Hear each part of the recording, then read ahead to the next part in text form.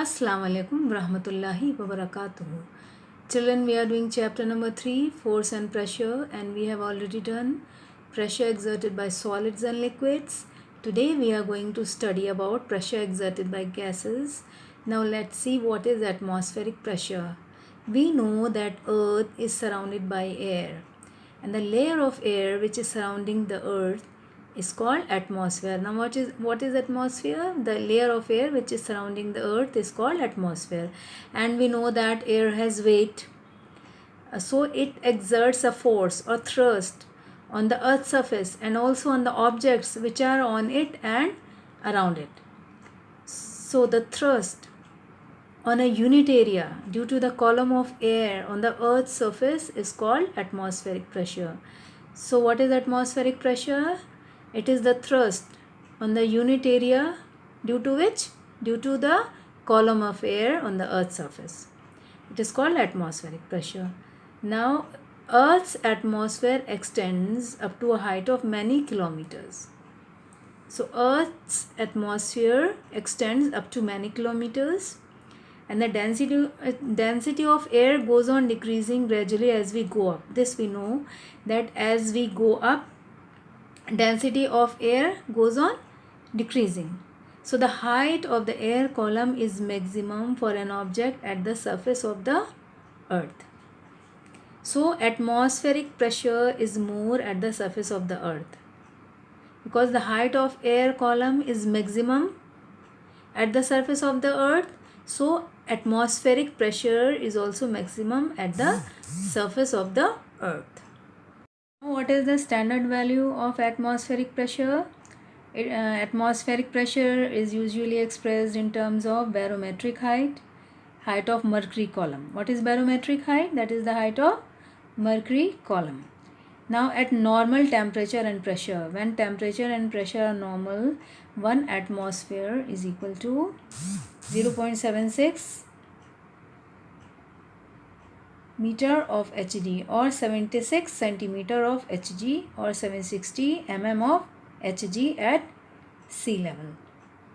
So what is the value? At normal temperature and pressure, 1 atmosphere equals to 0.76 m of Hg or 76 cm of Hg or 760 mm of Hg at the sea level.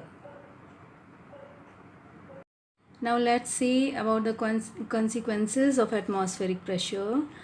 Let's take the action of rubber suckers. These rubber suckers are used as hooks in bathrooms and kitchens. This is a rubber sucker. What happens when these suckers are pressed against the wall? What happens? The air between the wall and the sucker comes out. When we press this sucker against the wall, the air between the wall and the sucker comes out. Now what is created here? Partial vacuum is created between the wall and the sucker. So the atmospheric pressure being greater pushes the rubber sucker and it remains stick to the wall. Now what happens here? When we press a rubber sucker against the wall, what happens? The air between them goes out, and what is created there? Partial vacuum is created there. So the atmospheric pressure being greater, atmospheric pressure is now more, so it pushes the rubber sucker and the sucker remains stick to the wall. Now sucking a drink with a straw. How are we able to suck a drink with a straw? So when we suck a drink with a straw, what happens? The air inside the straw goes into a mouth. As we suck the air inside the straw, it goes into a mouth. And what happens as a result? The air pressure inside the straw decreases. The air pressure inside the straw decreases and it becomes less than the atmospheric pressure acting on the drink. So due to which what happens? The drink rises into the straw from high pressure to lower pressure. So as we drink through the straw, what happens? The air inside the straw is drawn out, it goes into our mouth, and the air pressure inside this straw decreases and atmospheric pressure is now more than the air pressure inside this straw. So atmospheric pressure is acting on the drink. Now it is more than the air pressure inside the straw. So due to this, what happens? The drink rises into the straw from high pressure to low pressure. Now next is sticking of lizards to the wall. How are they able to stick to the wall? This is because their feet act like suction pads, as we have seen in case of rubber suckers, which are used as hooks in bathrooms and kitchens. The same way, the air between the wall and the feet comes out.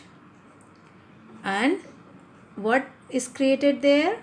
A partial vacuum is created there between the feet and the wall.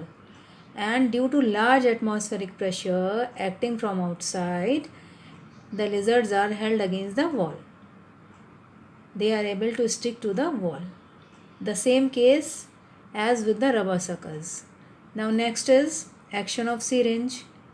Now what happens in case of syringe? When the nozzle of syringe is dipped inside a liquid, what happens? And the plunger is pulled, so the air inside the barrel is expelled out. So here the pressure decreases. Inside the barrel the pressure decreases, and this atmospheric pressure which is acting on the liquid, it is more than this pressure. This outside pressure is more. Now atmospheric pressure is more, and this pressure is now less because air has expelled out as we pull the plunger. So this atmospheric pressure which is acting on the surface of the liquid, it forces the liquid to rise up into the barrel of the syringe. This is how we are able to fill the syringe. Now the same is the case in case of a fountain pen. We are able to fill ink because of atmospheric pressure, and we can draw water from a well by a water pump also because of the atmospheric pressure which is acting on the water of the well. Now an astronaut wears a space suit.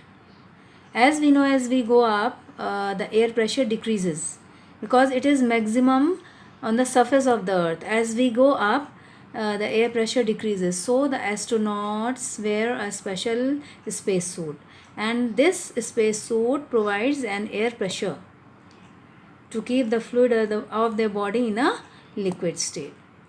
Now taking out oil from a sealed oil can. Now why is it difficult to drain out oil from a sealed oil can when only one hole is made in it? When we make only one hole in oil tin can, what is there? What is the difficulty? Why is it difficult to take out or to drain out oil from it? Now this is all because the tin is completely filled with oil and there is no air present inside the tin can.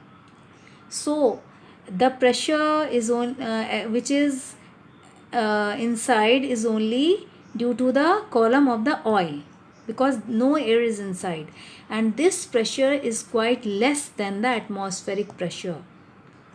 Hence oil does not come out from the hole.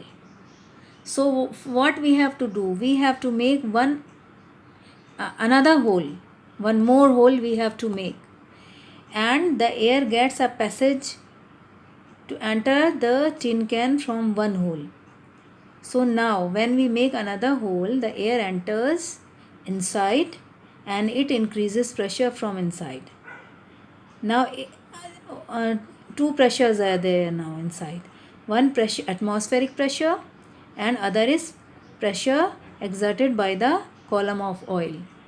So now this pressure, combined pressure from inside, is more than the pressure from outside, because now there is atmospheric pressure also. As we make one another hole, the air enters inside through this hole. Now there is air pressure plus pressure exerted by the oil, column of oil. Now this combined pressure exceeds the pressure from outside, and now it is easy to drain out to drain out oil from the oil can. Now, occurrence of nose bleeding. Now, nose bleeding often occurs at high altitudes. What is the reason behind that? As we know, as we go up or at high altitudes, atmospheric pressure decreases and it becomes quite less than our blood pressure. It becomes less than our blood pressure. So, our blood pressure is more than the atmospheric pressure. So, due to this increase in blood pressure, nose bleeding occurs because there is no counterbalance. Atmospheric pressure and blood pressure, they are balancing each other. When atmospheric pressure is less, blood pressure is more.